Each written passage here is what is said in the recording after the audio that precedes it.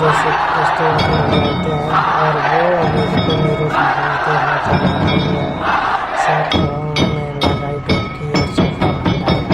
इस वीडियो में महाकुंभ भारत की पहचान है, क्या ये कहना गलत होगा?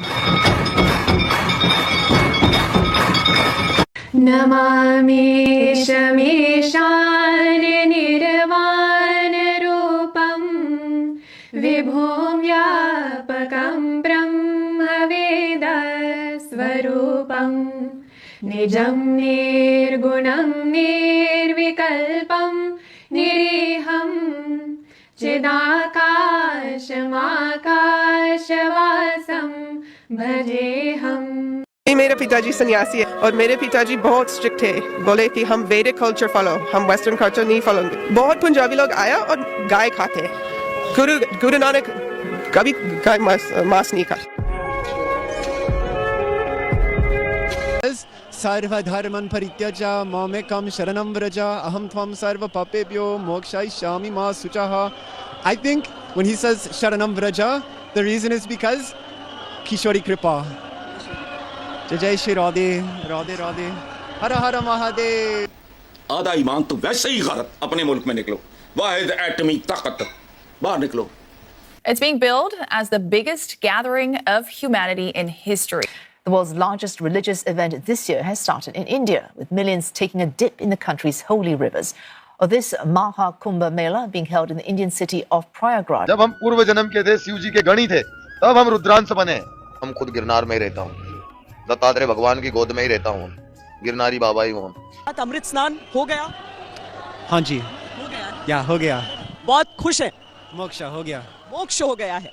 यू वर क्लीनिंग, आप साफ कर रहे थे रास्ता. नमस्कार दोस्तों महाकुंभ चल रहा है और महाकुंभ में बड़ी संख्या में विदेशी भक्त भी आ रहे हैं. अरब हो या ईरानी हो, अमेरिकन हो, यूरोपियंस हो, रशियन हो, जापानीज हो, सभी जगह से लोग आ रहे हैं और ये सब बोल रहे हैं कि हम तो सनातनी हैं. ये सब सुनने के बाद पाकिस्तानियों के होश उड़ गए हैं कि इतनी बड़ी संख्या में पूरी दुनिया भर से जो कि अमेरिकन और यूरोपियंस यानी गोरे हैं वो आ रहे हैं इसमें और अपने आप को सनातनी बता रहे हैं. दोस्तों अभी तक अंदाजा है कि 7 करोड़ के आसपास लोग अब तक कुंभ में डुबकी मार चुके हैं और भंडारा चख चुके. ये सुन के, ये देख के पाकिस्तानियों के होश उड़ गए. इनको लगता है कि हम तो कन्वर्टेड हो गए इस्लाम में और पूरी दुनिया अब सनातन की तरफ जा रही है, हिंदुत्व की तरफ जा रही है. ये सब देखने के बाद पाकिस्तानी पूरी तरह से शॉक्ड हैं. एक तरफ जहां महाकुंभ में भंडारे चल रहे हैं और जो सुविधाएं हैं उन्हें देखकर भी ये लोग चाहते हैं भारत में आना. ये लोग कुंभ में शामिल होना चाहते हैं. आप इस सब के बारे में क्या सोचते हैं? क्या वाकई इन्हें कुंभ में आने देना चाहिए? आपके जो भी विचार हो कमेंट बॉक्स में जरूर लिखिए. वीडियो अच्छा लगे तो लाइक करें, शेयर करें. कमेंट बॉक्स में जय श्री राम हर हर महादेव जरूर लिखें. चैनल को सब्सक्राइब करना ना भूलें. बेल का आइकन प्रेस कर दें लेटेस्ट नोटिफिकेशन के लिए. आइए आगे बढ़ते हैं इस वीडियो में. जय श्री राम. अमृत स्नान हो गया? हाँ जी, हो गया. या हो गया. बहुत खुश है. मोक्ष हो गया. मोक्ष हो गया है. यू वर क्लीनिंग, आप साफ कर रहे थे रास्ता. Why? Soni Seva in Vraj Mandal is a very important seva. Parikrama Marg, making way, the Marg for Sadhu Marg, here to Triveni Sangam, to Moksha Marg. It's natural in Vrindavan, Vraj above, to be making Soni Seva. Hindi बोलते कम है पर दोहे आपको पूरे याद. हाँ, Vraj Doha.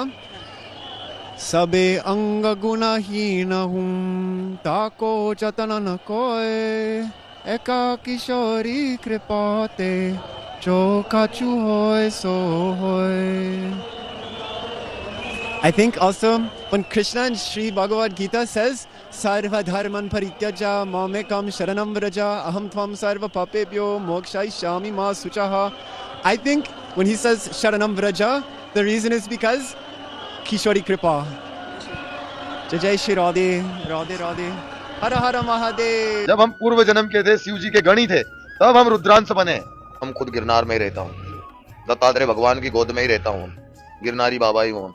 और गिरनार 4 धाम से भी बड़ी तपोभूमि है. 9 नाथ सिद्ध 84 वहाँ विचरते हैं. स्वयं गुरु दत्तात्रेय भगवान वहाँ डेली विचरण करते हैं किसी ना किसी रूप में. गुरु दत्तात्रेय भगवान आते ही कभी शेर का रूप धारण करते हैं, कभी साधु का रूप धारण. नमो नारायण. गुरु जी आपका शुभ नाम क्या है? मेरा नाम श्री दिगंबर शिवगिरी महाराज है. आप किस अखाड़े से हैं गुरु जी? श्री पंचदश नाम दुनिया अखाड़े. गुरु जी ये जो नागा सन्यासी होते हैं, हम बहुत सारे इंटरव्यू में हम लोग देखे हैं, तो ये नागा सन्यासी बनाए कैसे जाते हैं? नागा सन्यासी कठोर परिश्रम, कठोर तपस्या, हिमालय में रहते हैं, वनों में हम लोग रहते हैं, घास पत्तियों की रोटी बना के खाते हैं. 12 वर्ष तक हम अपने गुरु जी की सेवा करते हैं, योग साधना करते हैं. उसके बाद में हमारे नागा संस्कार होते हैं और हमारे लोगों के 5 पिंड होते हैं, हमारे 17 पिंड हो जाते हैं. हम खुद का भी पिंड कर देते हैं. उसके बाद में हमारा विजय हवन होता है। विजय हवन होने के बाद में हमको धर्म ध्वजा के सामने ले जाता है, नागा बाबा बना देते हैं। हम लोग सुने हैं कि गिरनार पर्वत के हजारों कंदरा है, हिमालय पे भी है, और उसमें हजारों नागा साधु सन्यासी रहते हैं। तो ये जब कुंभ लगता है तो उन लोगों के पास ना कोई मोबाइल है ना कोई डिजिटल साधन, उन लोगों को कैसे पता चलता है कुंभ लग गया और आ जाते हैं? बेटा हम लोग, तू गिरनार की बात कर रहा है, हम खुद गिरनार में ही रहता हूँ, दत्तात्रेय भगवान की गोद में ही रहता हूँ, गिरनारी बाबा ही हूँ। और गिरनार 4 धाम से भी बड़ी तपोभूमि है, नवनाथ सिद्ध 84 वहाँ विचरते हैं। स्वयं गुरु दत्तात्रेय भगवान वहाँ डेली विचरण करते हैं, किसी ना किसी रूप में। गुरु दत्तात्रेय भगवान आते ही कभी शेर का रूप धारण करते हैं, कभी साधु का रूप धारण करते हैं, कभी कोई रूप धारण करते हैं। तो दत्त भगवान की माया है। ब्रह्मा विष्णु महेश तीनों देवता माता सती अनसुईया ने बालक बना दिए, उनका ही स्वरूप दत्तात्रेय भगवान है। तो गुरुजी, जनमानस में ये सवाल रहता है कि जब उन लोगों के पास मोबाइल नहीं रहता, कोई डिजिटल साधन नहीं रहता, बहुत सारे ऐसे बाबा है जो वर्षों से निकलते नहीं भीतर से, तो उन लोगों को कैसे पता चल जाता है कुंभ लग गया और पहुंच जाते हैं? कुंभ की जय घोष होती है, शंखनाद होता है, और उसी की तरंगों से हमको पता लग जाता है कि अब वो महायोग आ गया है, वो चौकड़िया आ गया है, अब हमारा कुंभ का आरंभ होने वाला है। इसीलिए हम लोग उसी के आह्वान से ही आते हैं। जैसे देवता को आह्वानित करते हैं वैसे ही देवता का आह्वान होता है, वैसे ही कि साधु का भी आह्वान हो जाता है।